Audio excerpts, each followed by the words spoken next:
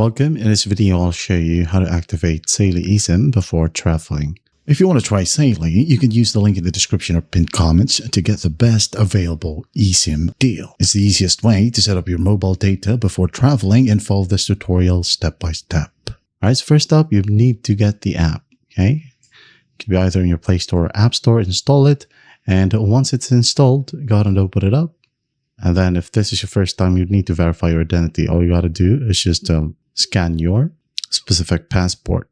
All right. So once that's scanned, go ahead and tap on Explore Data Plans right here. And then go ahead and buy the data. All right. For example, I'd like to fly to Bulgaria right here. I'm going to tap on it. And then I'm just going to use 1 gig, for example, as I have credits. So when you go ahead and buy an eSIM from Saily, you'll get I think $2 in credits. Yep. I'm just going to enable it. So I'll have it for free. Complete the order. Wait a bit. As you can see here, it says your order was successful. Now you will get a pop-up that says allow suggested Wi-Fi networks. Go ahead and tap on allow.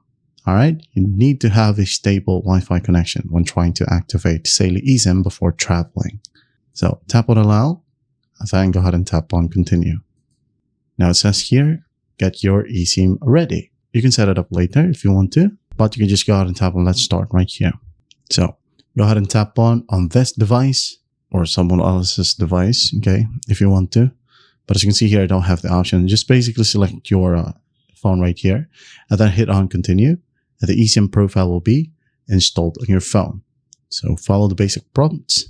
And then once done, you should be good to go. And then after that, on your dashboard, you'll be able to see it here as well, like install eSIM, verify your identity, so on and so forth.